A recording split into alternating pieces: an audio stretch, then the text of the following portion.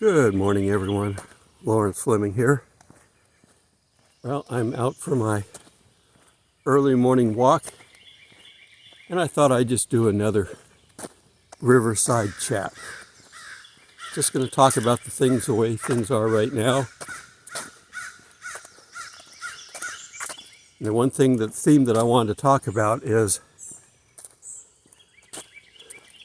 the United States, for the most part, is the last bastion of Christianity.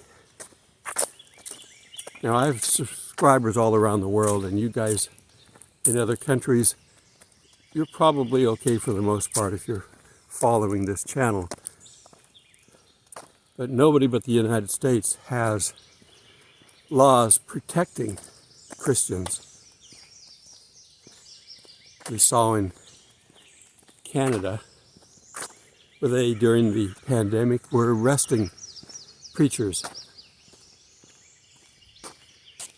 You do what we say, we'll arrest you. Big brother government telling us what we can and cannot do. And it was against the law in the United States, but we're the only ones that have that law of protection, the freedom of religion. So you see why it's the goal of the one world government to take us down. And they're doing it. It's in process. They just don't want to completely collapse it and then have to be responsible for everybody.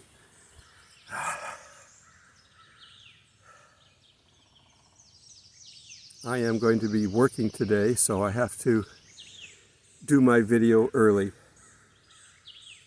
I've been doing a review of a video that I want to do. I want my son Thomas to talk to you about Peru. And he's shy, so it's hard to get him to just come out and talk like I'm doing. What I think I'm going to do is do an interview type situation where I can ask him questions, give him a chance to respond, and we're going to see that what it's like to be in a third world country. Now, it's been probably 60 years since I was in one.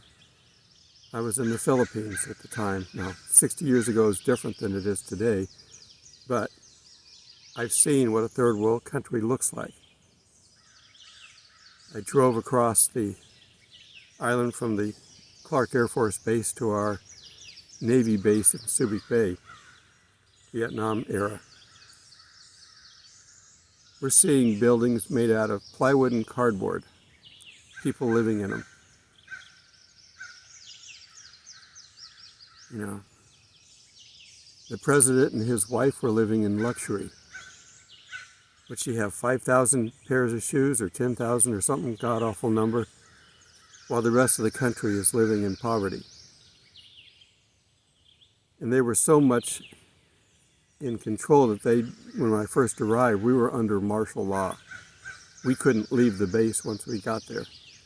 They took us from the Air Force Base to Subic Bay in a prison bus, where the windows wouldn't roll down. There was steel mesh across most of it, so you couldn't climb out if you could. They didn't want us getting away and into their country where they might have to deal with us. Martial law. For those of you who've never experienced, just hold on. It's coming to a country near you. Most people are not going to like the direction we're going in. And the one world government knows that.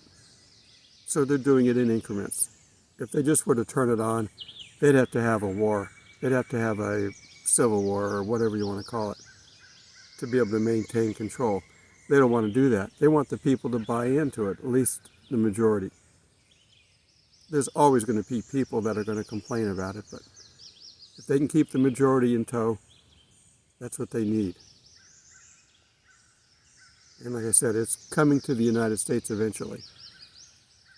We're not mentioned in the end times Bible prophecies, not as a country. You can go ahead and pick some of the countries that we can't fully identify, and you can talk about them and say, well, that's the United States, but you have no idea.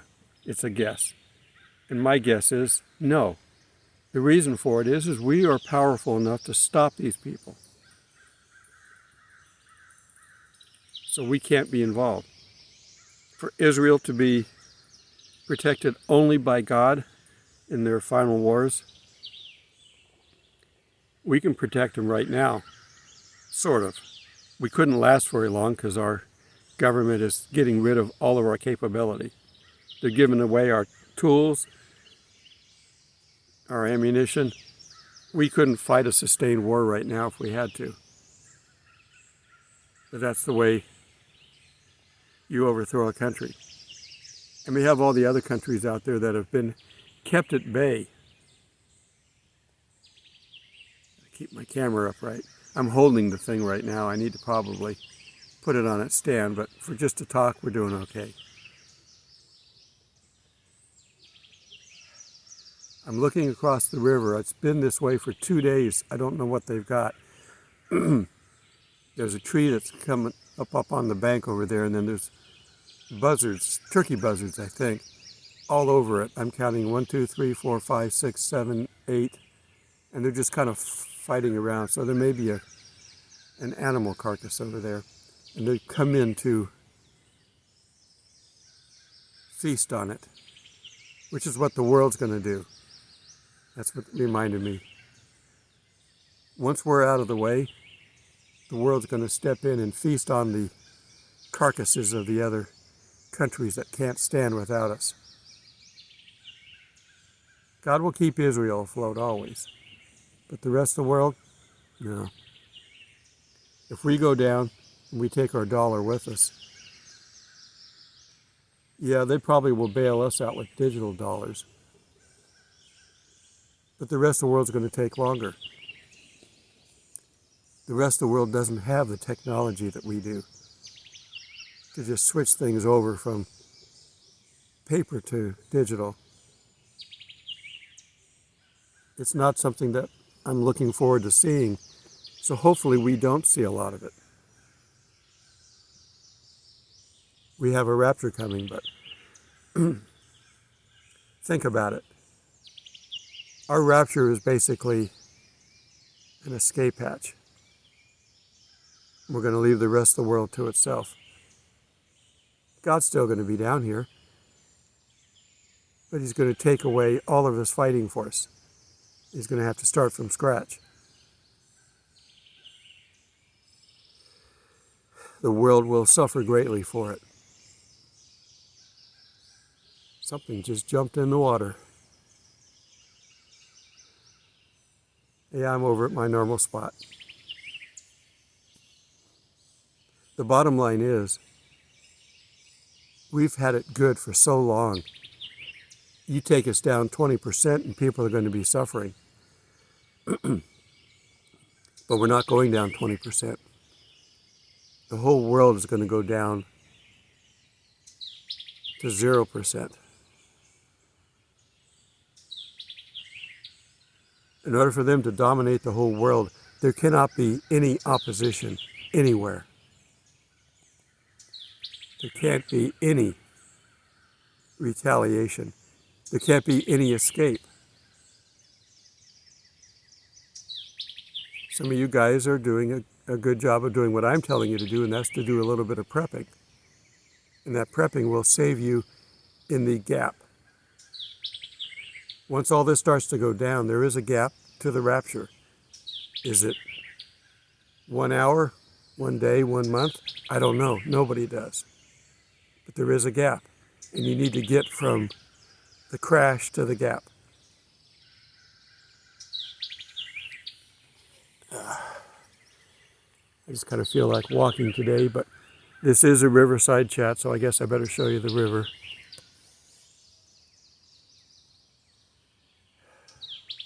I'm down in the public arena now, right now, at the end of the road. And there is a couple of cars in the parking lot.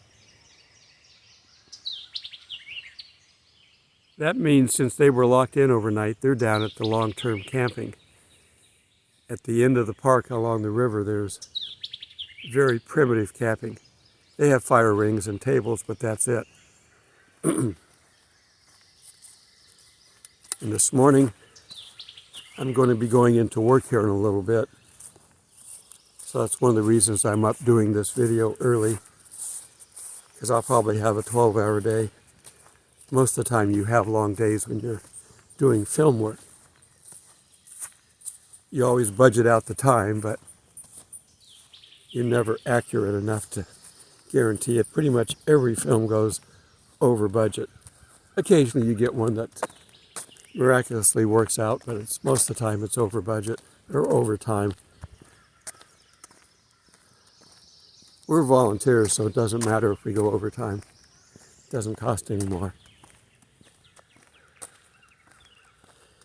And I'm taking my son with me, trying to get him acclimated to seeing what it's like to stand in front of a camera and talk. I got him to sit in front of the camera on the last video up in Kentucky. So we're working on it. We're getting there. That's how God worked me into this, to get me to talk freely, is to just have experience doing this. You got to get confident. That works in anything. That works with God. You want to be able to witness? Do it. I'm not telling you without experience to go out and do it on your own. Do it with somebody who knows what they're doing. Sit and watch for a little while. Throw a couple of words in, a couple of comments. Each time you do something, you get better at it. Sharing the gospel. Each time you do it, you get better at it. And if you have a memory problem like I do, where I can't remember verses very well, keep tracks with you. Keep a notebook with things to talk about. Don't make it obvious that you're following it, but have it there as a crutch if you need it. That's all we can do in our time that's left, in the gap that's left, is to talk about God. Well, I got somebody walking down here early, so I'm probably going to cut this off in a bit. This may be a little short because I've been, right on schedule doing the videos the day before. And what I really need to do on days like this is to have one ahead. And God wouldn't give me the message. I can't do these without His guidance. All right. See you in the clouds. Don't worry. God bless.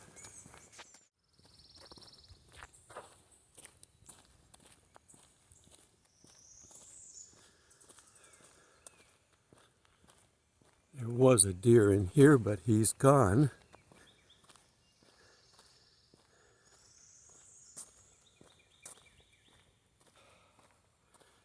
I can see the lights coming on in the camps next to me. There are 2 Boy Scout troops over here, and they're up bright and early to make breakfast like good scouts do. And I'm glad they're up because I have to start my car in a little bit.